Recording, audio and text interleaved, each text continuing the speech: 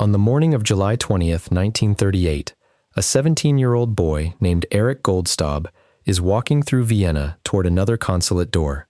He has already been to 50. Every one of them has turned him away. He is carrying a list of names, his parents, his grandparents, his aunts and uncles and cousins, 20 people in all, and what he is trying to obtain for them is not a holiday. It is permission to exist somewhere else.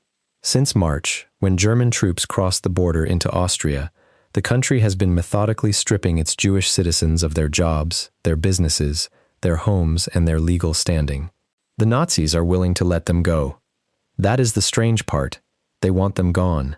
But a person cannot leave a country unless some other country agrees to receive them, and no country on earth will put that agreement in writing. Erich has one address left on his list. It is the consulate of China. To understand why a Chinese consulate in Vienna mattered at all in the summer of 1938, you have to understand the specific shape of the trap that had closed around Austria's Jewish population 4 months earlier. On March 12, 1938, German troops entered Austria, and within days the country ceased to exist as an independent state. It was absorbed into the German Reich in what the regime called the Anschluss, and it was greeted in Vienna by enormous cheering crowds. There were roughly 185,000 Jews living in Austria at that moment, the overwhelming majority of them in Vienna itself, a community that had been part of the life of that city for centuries and had produced a significant share of its doctors, lawyers, journalists, musicians, and scientists.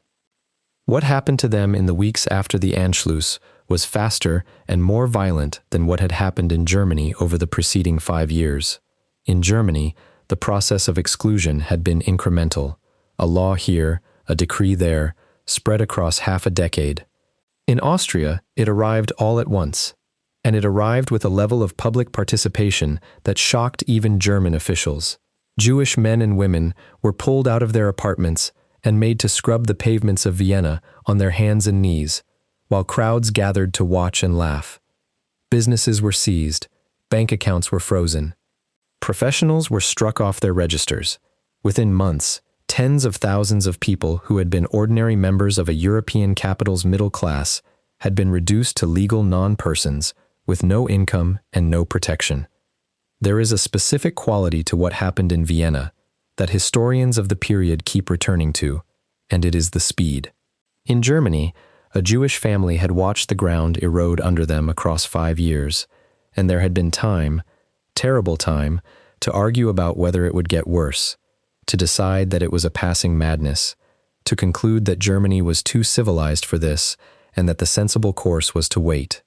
Many stayed on exactly that reasoning. In Austria, there was no such interval. A person went to bed on the 11th of March, a citizen of a republic with a legal profession and a bank account, and woke up over the following days into a condition with no floor under it at all.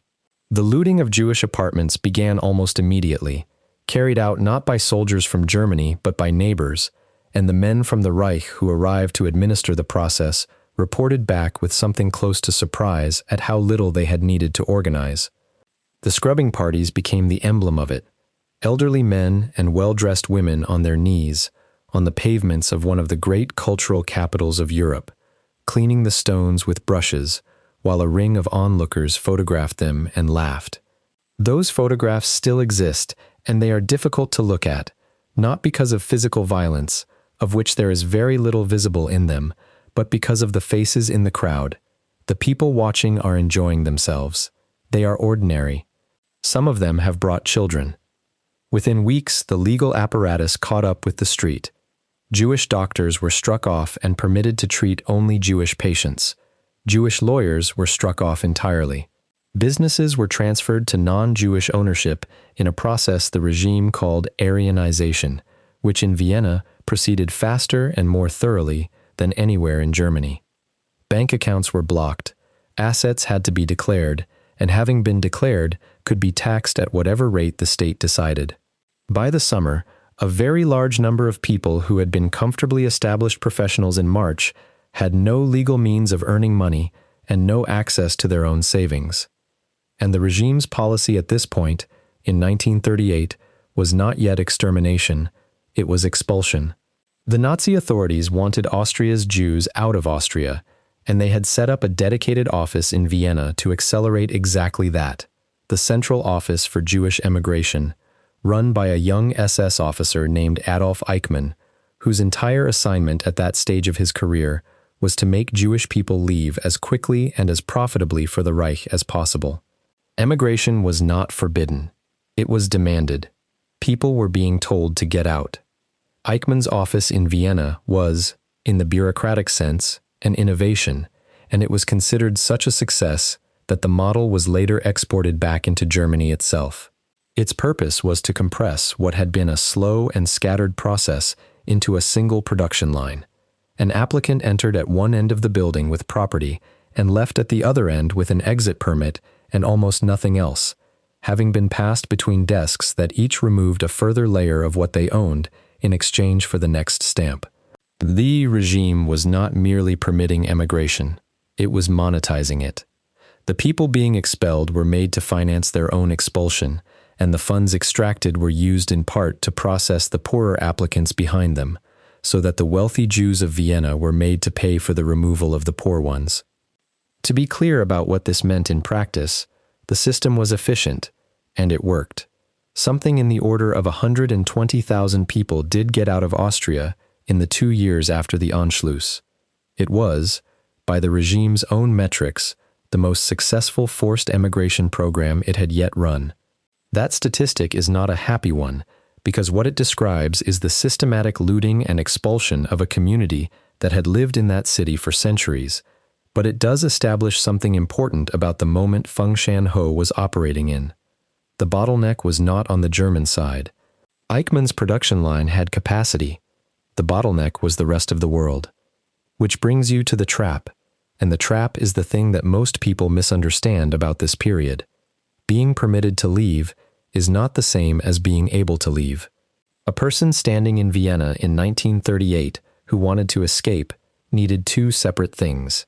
They needed the German authorities to let them out, which was increasingly available, at a price, as the regime stripped them of their assets on the way through the door, and they needed somewhere on the surface of the earth to let them in. Without documentary proof of a destination, an entry visa from a foreign country, or a paid ticket on a ship to somewhere, the exit paperwork could not be completed. You could not simply walk out into the world. The world had to agree in advance to catch you. The world in 1938 declined. That July, only weeks before Eric Goldstaub set out on his walk, delegates from 32 countries met at Evian-les-Bains on the French shore of Lake Geneva, at a conference convened specifically to address the growing refugee crisis coming out of Germany and Austria. The Evian conference produced expressions of sympathy from almost every delegation and almost no increase in anybody's actual immigration quotas. Country after country explained, in careful diplomatic language, why it could not take more people. The Dominican Republic was the one meaningful exception.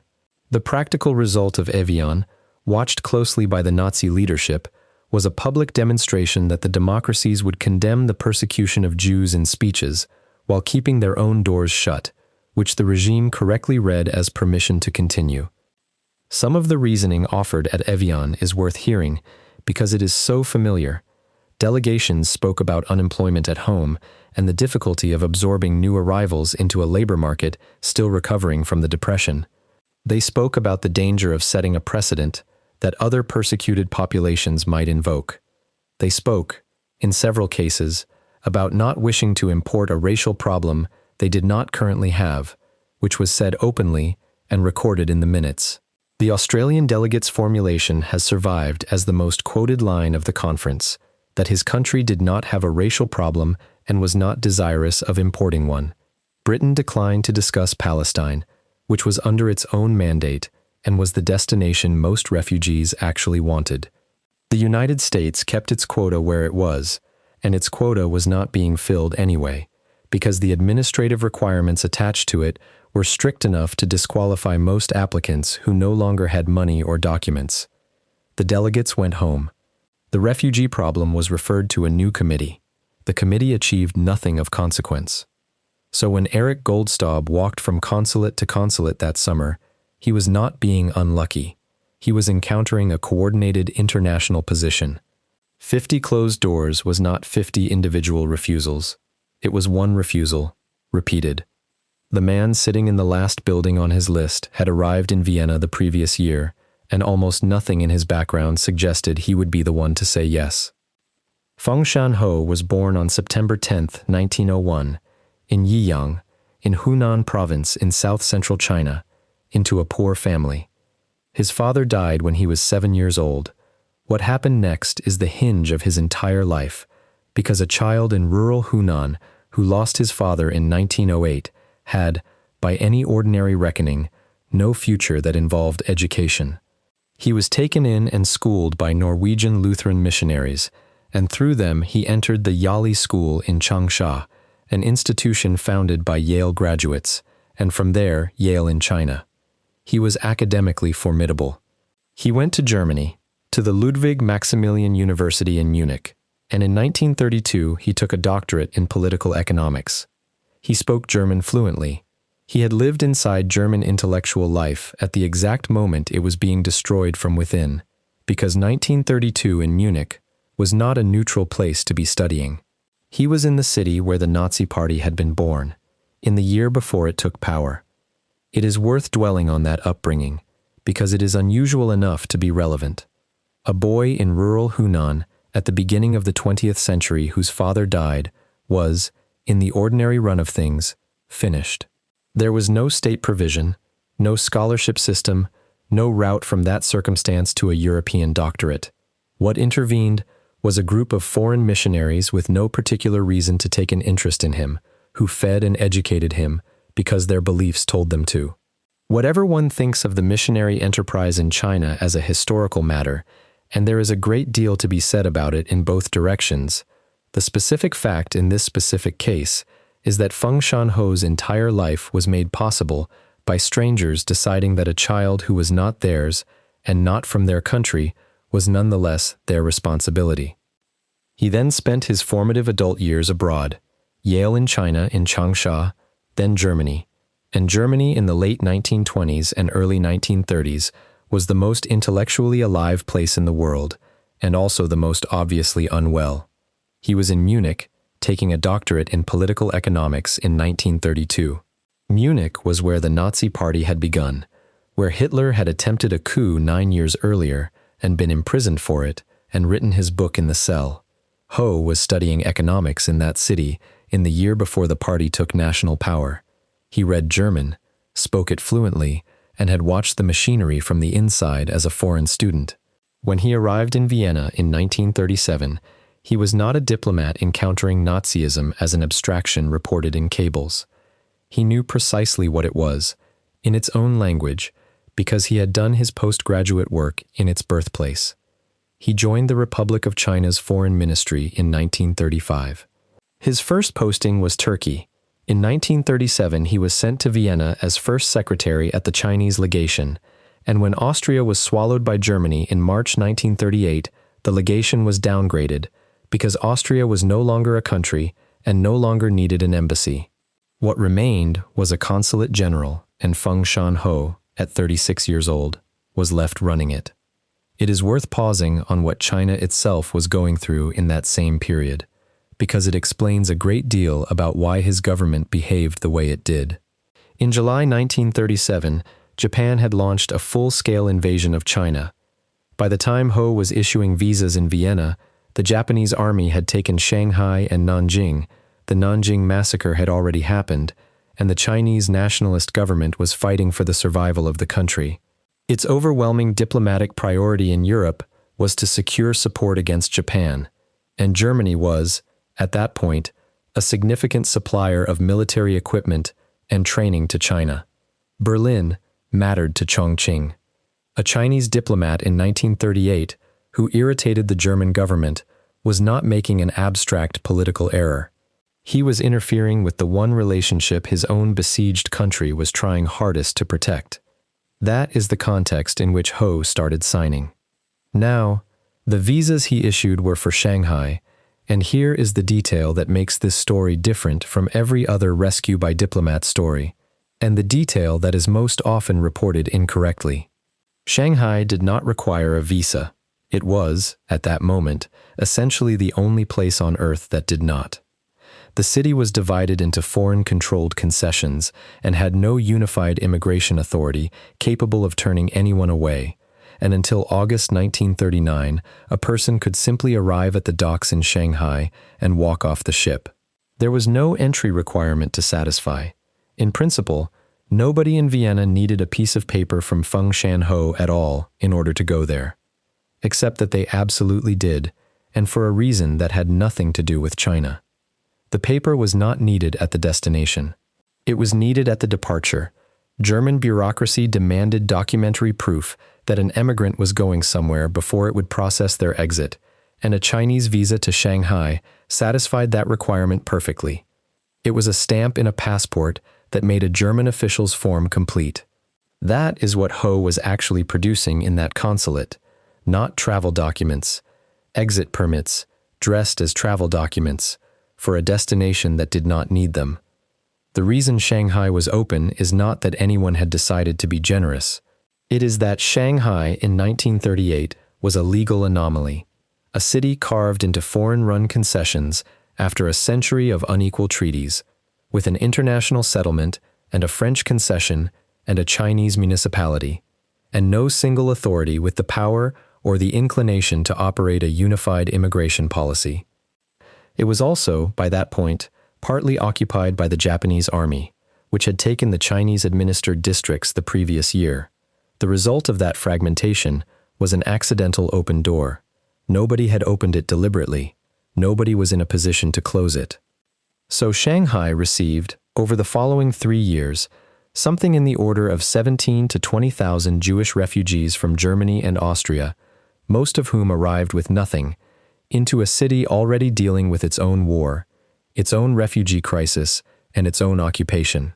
They settled largely in Hangzhou, a poor and heavily damaged industrial district north of the creek, and they built there, with very little, an improbable transplanted fragment of Central Europe. There were Viennese cafes. There were German-language newspapers. There were doctors practicing out of rooms, and a school, and concerts. People who had been lawyers in Vienna sold goods in the street. The conditions were bad, the sanitation was worse, and disease killed a significant number of them. It was not a rescue into comfort. It was a rescue into poverty in a war zone on the other side of the world, and it was survival, which is the only measure that finally counts. And once you understand that, you understand 2 further things. The first is that he was not obliged to care where anyone actually went.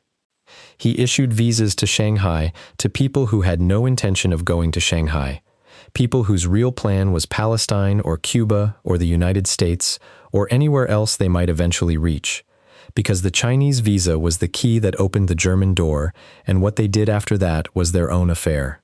He knew this. He did it anyway. Some of the people holding his paperwork got out of Austria and never went within 5,000 miles of China. The second thing is more chilling, and it explains why the visas were so desperately sought after the pogroms began. A Chinese visa was proof of imminent emigration, and proof of imminent emigration in Nazi Austria in late 1938 could get a man out of a concentration camp. Erich Goldstaub reached the Chinese consulate on July 20th, 1938. He asked for 20 visas, for himself and his parents and his extended family. He got them, all 20. That single afternoon, after 50 refusals, is the reason an entire family line continues to exist. What happened to the Goldstaubs afterward is the clearest possible illustration of what those documents were actually for. On the night of November 9th into November 10th, 1938, the pogrom, known as Kristallnacht, swept across Germany and Austria. Synagogues were burned, Jewish shops were destroyed by the thousand, and around 30,000 Jewish men were arrested and sent to concentration camps, principally Dachau, Buchenwald, and Sachsenhausen. Erich Goldstaub and his father were among those arrested. The arrests after Kristallnacht were not, at that stage, intended as a death sentence. They were intended as pressure. The regime's aim was still to force emigration, and the camps in November 1938 were being used as an instrument of persuasion applied to the families outside them. A man was taken. His wife and his children were then given to understand that if they could produce documentary evidence that the family was leaving the country, he might be returned to them. This turned every Jewish household in Vienna into a frantic search for paperwork, and it turned any consulate willing to issue any document at all into the most important building in the city. They were released within days. The reason they were released is that their family could produce Chinese visas, and the camp administration at that stage of the regime's policy would let a man go if his paperwork proved he was leaving the country imminently. The visas Ho had signed in July, 4 months earlier, for a city that required no visas at all, functioned in November as release documents from a Nazi concentration camp. It is worth trying to picture the room, because the mental image most people carry of a rescue is wrong for this one. There is no cellar and no forged stamp.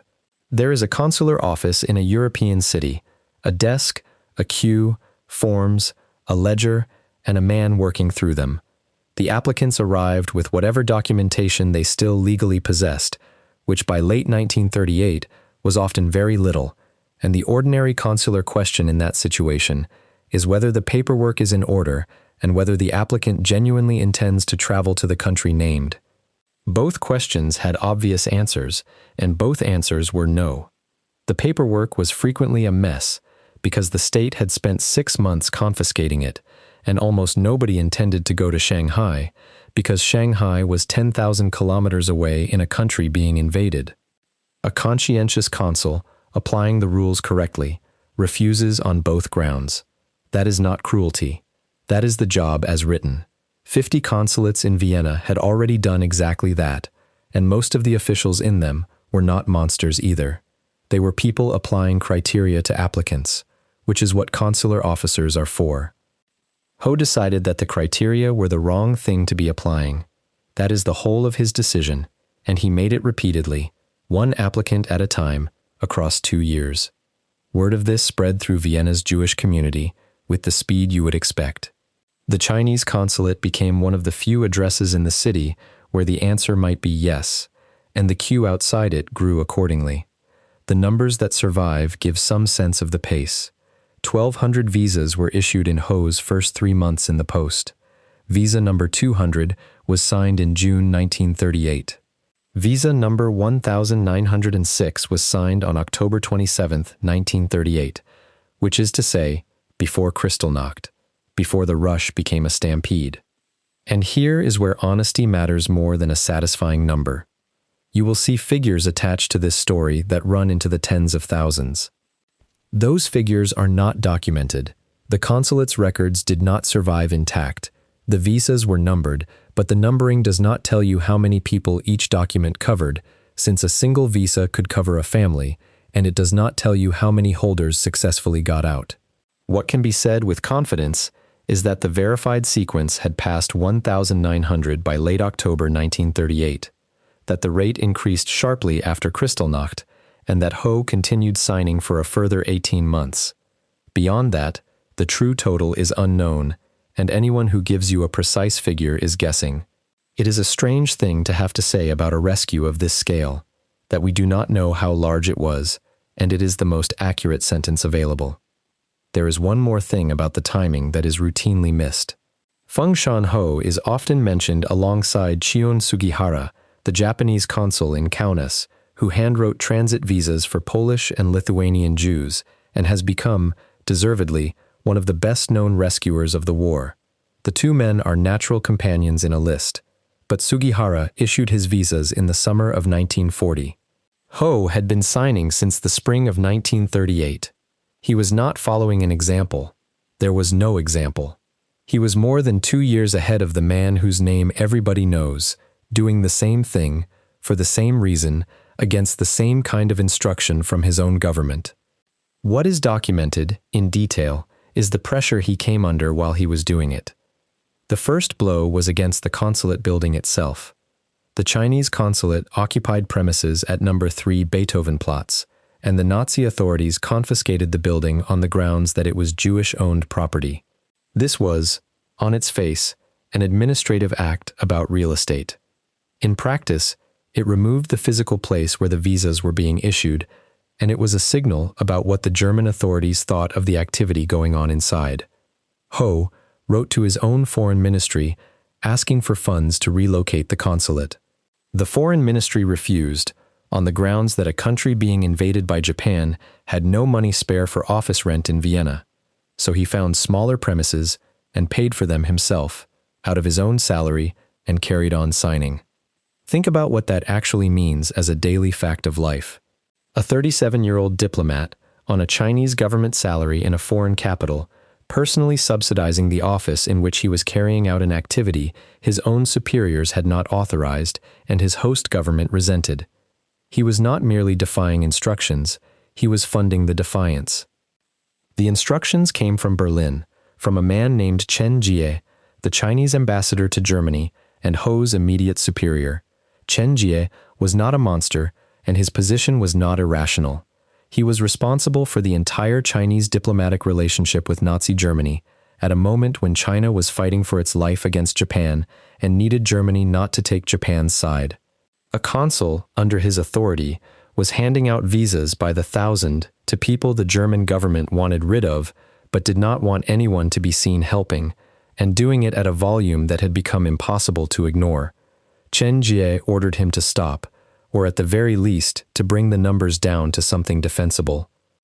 It is also worth being fair to the pressure Chen Jie was under from the other direction, because the German Foreign Ministry was not silent about this.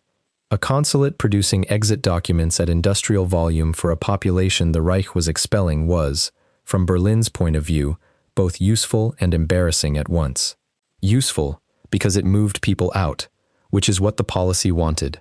Embarrassing, because it was visible, and because the regime preferred the story that no one would take these people, which was a story its own propaganda leaned on heavily, and which a queue outside a Chinese consulate on a Vienna street rather undermined. Ho did not stop. There is no surviving record of a dramatic confrontation, no speech, no letter of resignation, nothing that a film would use. What survives is administrative, and in its way that is more telling. In 1939, a demerit was entered into Feng Shan Ho's personnel file at the Chinese Foreign Ministry, formally recording insubordination toward his superior over the issue of visas. A demerit is a small thing. It is a mark on a page in a personnel record, the sort of notation that follows a civil servant quietly through a career, affecting promotions and postings and pensions in ways that never announce themselves. It is the bureaucratic equivalent of a scar.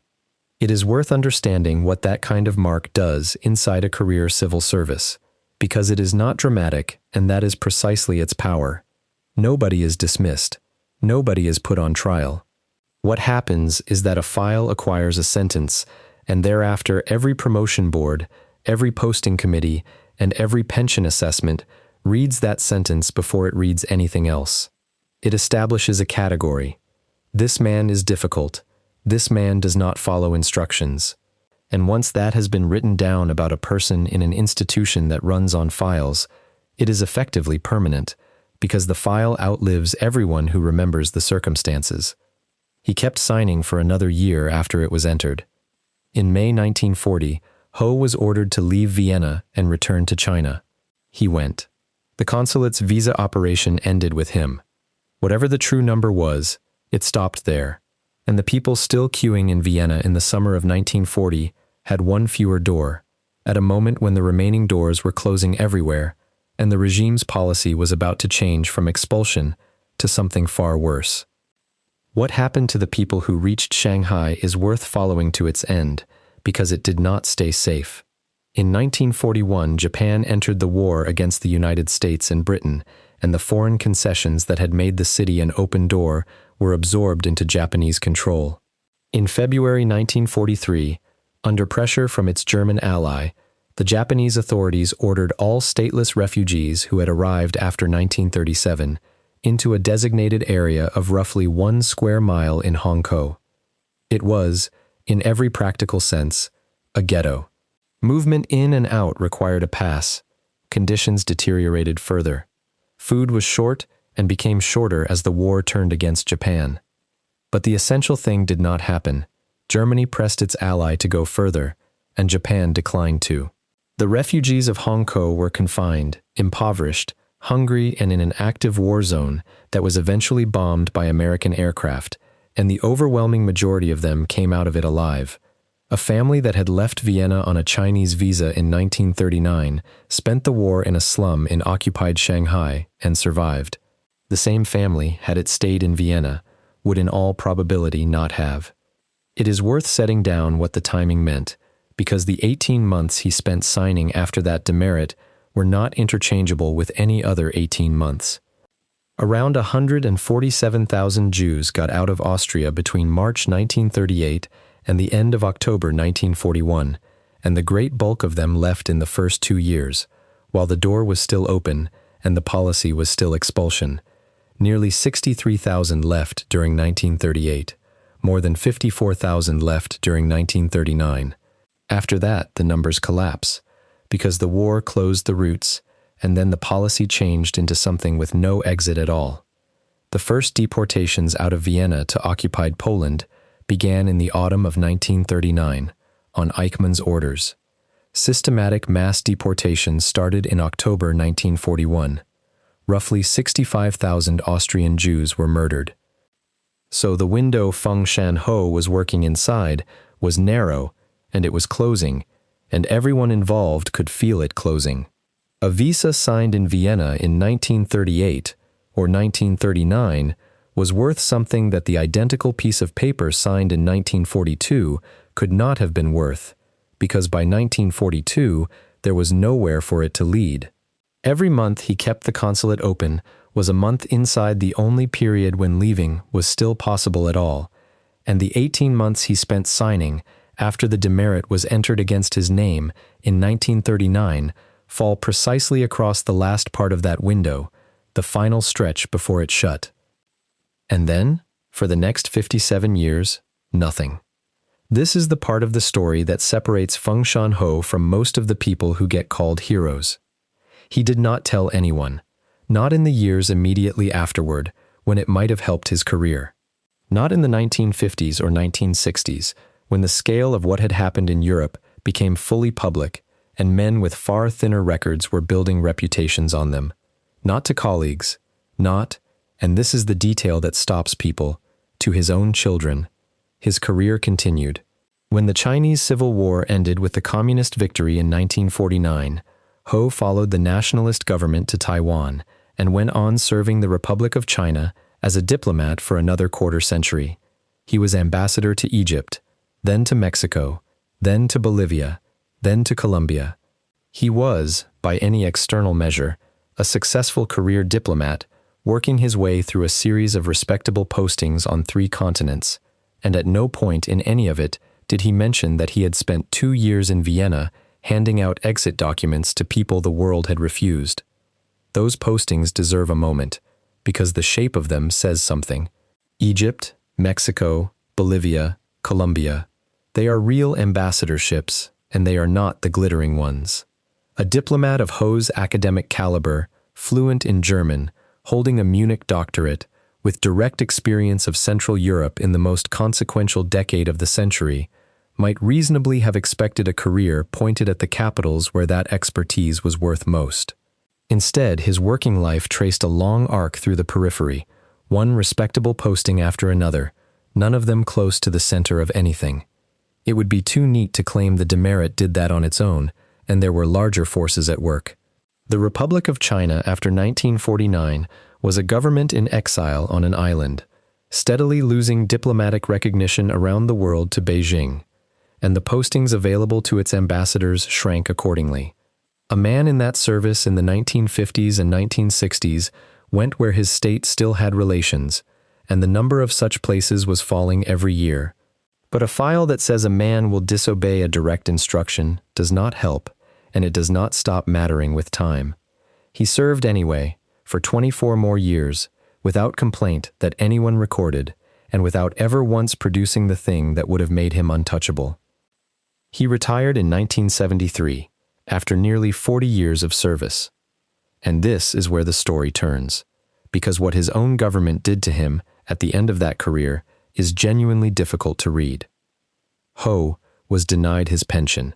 The stated grounds involved a refusal to cooperate with an inquiry and a question over unaccounted embassy funds from his time as ambassador to Colombia in 1970. He was subsequently impeached by Taipei's Committee on the Discipline of Public Functionaries over the alleged misappropriation of those funds. He denied it. He asked for the case to be reviewed. The request was rejected.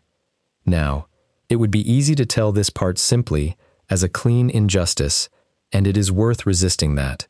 The historical judgment on those charges is that they are now widely believed to have been politically motivated, which is a careful phrase, and it is the right one.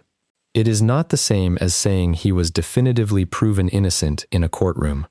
What it means is that historians who have looked at the case regard the accusations as a convenient instrument rather than a genuine accounting dispute, aimed at a man who had spent his career being awkward in exactly the way the demerit in his file recorded 30 years earlier. A civil servant who has demonstrated once that he will disobey a direct order from his ambassador when he thinks the order is wrong is a civil servant who acquires a certain reputation, and reputations of that kind do not improve with age inside a bureaucracy. So the ending of his professional life was this: 40 years of service, no pension, and a formal finding of misconduct on his record. He moved to San Francisco. He took American citizenship. In 1990, at the age of 89, he published a memoir in Chinese called My 40 Years as a Diplomat. He wrote about Vienna in it, briefly, without making very much of it, in the manner of a man describing a task he had been given and had completed. There was no campaign, no interviews, no attempt to correct the record about anything. In 1986, he had gone back to Changsha to visit the school the Norwegian missionaries had sent him to as a fatherless boy for its 80th anniversary. That appears to have mattered to him a great deal more than Vienna did. Feng Shan Ho died in San Francisco on September 28, 1997. He was 96 years old. His daughter Manli Ho was a journalist.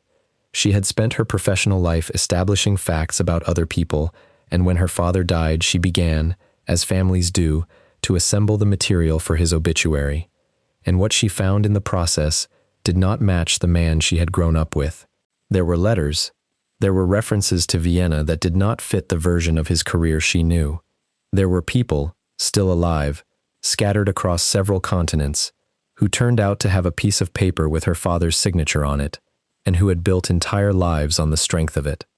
She spent years reconstructing what he had done, going through archives in several countries, tracking down survivors and their descendants, assembling the visa records that still existed. She was doing, essentially, an investigation into her own father, working from a standing start, because he had never given her anything to build on. Consider the position she was in. She was not verifying a family story that had been told at dinner tables for decades. There was no story. She was starting from a man she thought she knew completely, and assembling evidence that he had been someone else, using the professional methods she happened to have because of the career she happened to have chosen. Had Feng Shan Ho's daughter been an accountant or an engineer rather than a reporter, it is entirely possible that none of this would be known at all, and that a box of letters would have been sorted, kept for a while out of sentiment, and eventually thrown away by somebody in the generation after hers. That is not a comfortable thought, and it should not be smoothed over. The reason we know about Feng Shan Ho is a coincidence of his daughter's profession. Whatever the true number of people who owe their existence to that consulate, the reason any of them can name the man responsible comes down to the fact that one of his children happened to know how to run an investigation. In 2000, Yad Vashem, Israel's official memorial to the victims of the Holocaust, recognized Feng Shan Ho as righteous among the nations, the honor reserved for non-Jews who risked themselves to save Jewish lives. The ceremony took place the following year. He was the first Chinese person to receive it. He had been dead for 3 years and could not be told. In 2015, the president of Taiwan issued a posthumous citation in his name from the same government that had denied him his pension. There are 2 things worth sitting with at the end of this, and the first is about the paperwork. Almost every rescuer story turns on someone taking a dramatic physical risk, hiding people in an attic, walking into a camp, crossing a border under fire. Feng Shan Ho did none of that.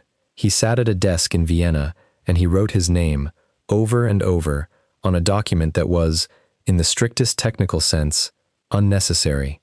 The city it named as a destination did not require it. He was producing something that had no legal function whatsoever at the place it claimed to send people, and he was producing it in the certain knowledge that it was the only object in Europe that could get a specific family through a specific German office and onto a ship. That is a peculiar kind of courage, and it is easy to underrate because it does not look like anything. There is no photograph of the brave moment. There is a queue on a Vienna street, and a man inside doing paperwork, and the paperwork is the whole of it. Every one of those signatures was a small administrative act, and the cumulative weight of them was a mark in his personnel file, a confiscated building he replaced with his own money, a recall order, and a career that never fully recovered. The second thing is about the silence, and I find it the harder of the two to explain. He had 57 years in which to tell somebody. He served 4 ambassadorships. He published a memoir.